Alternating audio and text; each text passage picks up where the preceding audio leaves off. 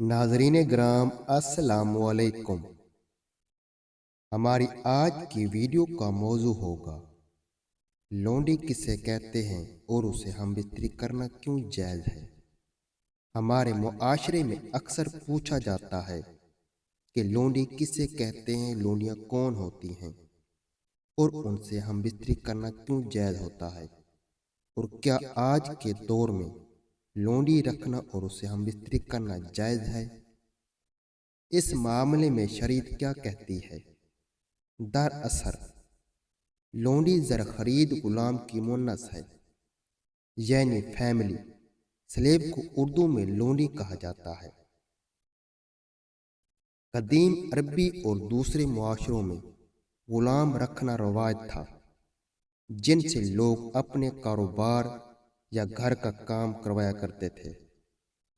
इन लोगों को दो शक्लों में गुलाम बनाया जाता था। पहली शक्ल ये थी कि इनको बाजार से खरीदा जाता था, जैसे आपने हजरत यूसुफ अलैहिस्सलाम के बारे में भी सुना है कि काफिले ने हजरत यूसुफ अलैहिस्सलाम को कुएं से निकालकर मिस्र के बाजार में ले जाकर फरोख्त कर दिया था। गुलाम बनाने की दूसरी शक्ल क्या होती है। गुलाम बनाने की दूसरी शक्ल वो लोग होते हैं जो जंग में माले गनीमत के साथ मिला करते थे, जिनको कैदी बना लिया जाता था। फिर कैदियों को आपस में तकसीम कर लिया जाता था और उनसे काम लिया जाता था। ऐसे ही जो उनमें ख्वातीन होती हैं उनको लौंडी कहा जाता है और उनसे घरों के काम लिए जाते थे, यानी उनको घरों के काम करने पर मामूर कर दिया जाता था। तीसरी शक्ल ये होती है कि अमीर लोग अपने गुलाम या लौंडी को किसी को तोहफे में दे देते हैं। बेशुमार हदीस में से एक ये है कि हजरत मैमूना रजी अल्लाह ताला अन्हा की रवायत है कि उन्होंने एक लौंडी नबी करीम सल्लल्लाहु अलैहि वसल्लम की इजाज़त के बगैर आज़ाद कर दी, और जब नबी करीम सल्लल्लाहु अलैहि वसल्लम की बारी उनकी तरफ आई तो उन्होंने आप सल्लल्लाहु अलैहि वसल्लम को बताया कि मैंने अपनी लौंडी आज़ाद कर दी, जिस पर नबी करीम सल्लल्लाहु अलैहि वसल्लम ने फरमाया, अगर वो लौंडी तुमने अपने ननियाल वालों को यानी अपने खाला मामू को तोहफे में दी है तो तुम को उसका ज्यादा अजर सवाब मिलेगा। लौंडियों को आज़ाद करने के काम को उस दौर में बड़ा अजर सवाब माना जाता था और यकीनन बहुत बड़ा अजर है और बेहतरीन सदका है। अब मैं आपको बताता हूँ कि लौंडियों से हम बिस्तरी करना क्यों जायज़ कहा गया है। शरीयत में खरीदा हुआ या तोहफतन किसी से मिली हो, वो अब उसकी मलकियत है, तो शरीयत ने उसके साथ हम बिस्तरी की इजाज़त दी, लेकिन बहुत सख्त कवानीन हैं। बहुत सी पाबंदियों को फॉलो करना पड़ेगा, बहुत सी पाबंदियों की पासदारी करनी पड़ेगी। लोग उस बात पर बहुत ज़्यादा बहस करते हैं कि निकाह के बगैर भी शादी के बगैर कैसे कर सकते हैं, तो ये तो गुनाह है, जबकि उसमें क्या हिकमत होगी ये मालूम करना कोई नहीं चाहता। जबकि हदीस मुबारक में है कि मर्दों को अपनी बीवियों और लौंडियों से हम बिस्तरी करने में कोई मिलामत नहीं है। ऐसा क्यों जायज़ है, हम आपको बताते हैं कि जब एक मुआशरे में गुलाम और लौंडी लाई जाए और उनकी जिनसी तस्कीन न हो पाए तो मुआशरे में बेराह रवी बढ़ेगी। उस लिए मालिक अपनी गुलाम औरतों से हम बिस्तरी कर सकता है, लेकिन बहुत ज़बरदस्त कवानीन हैं जिनको फॉलो करना पड़ता है, क्योंकि उस रवायत को इस्लाम ने ख़त्म करना था और इंसान को गुलामी से निजात दिलाई थी।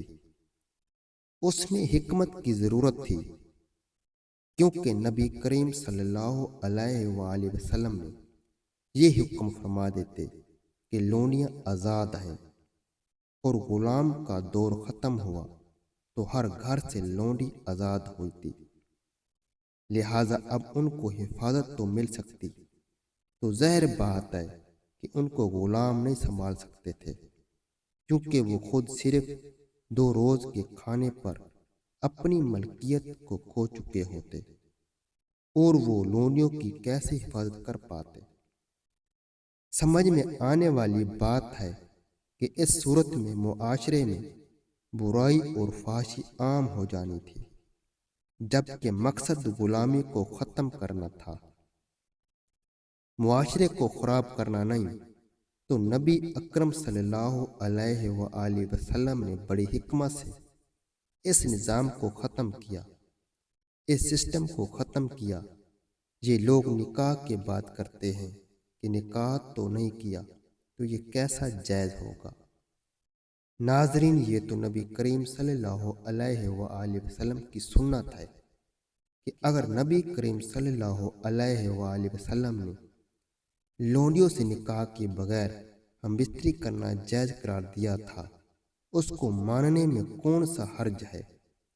قوانین کی نکاح میں بھی پیروی کرنی ہوتی ہے،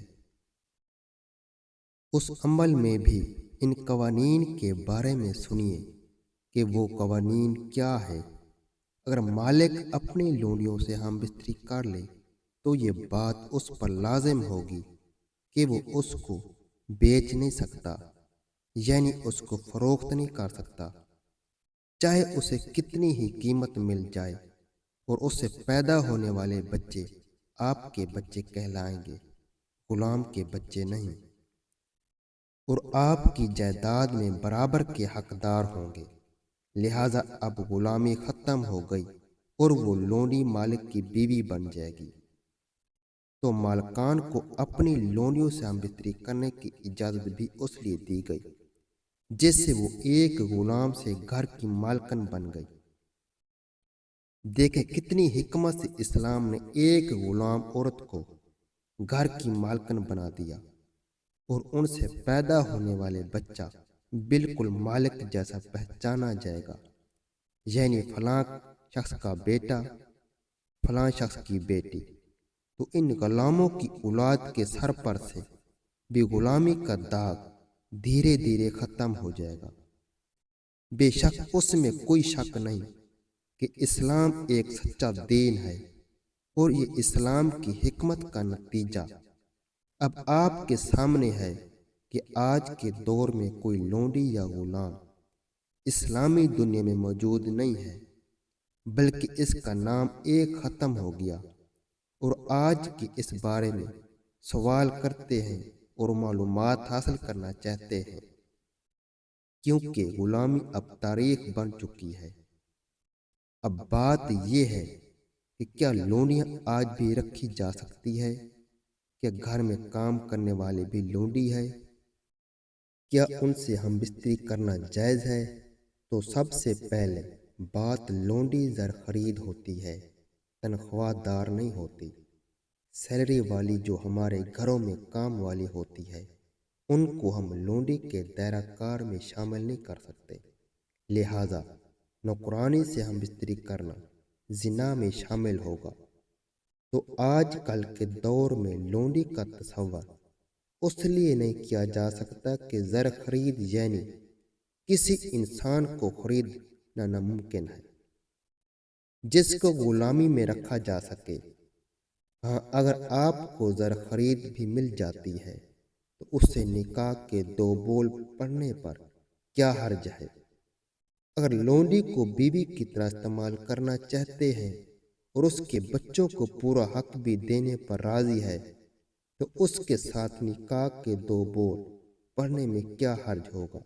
کیونکہ غلام کا دور ختم کیا گیا، اب غلامی دوبارہ کیسے ممکن ہے، کیسے جائز ہو سکتی ہے؟ اسلام نے جس کام کے کرنے کا حکم دیا اس کو کرنے میں انسانیت کوئی بھلائی ہے۔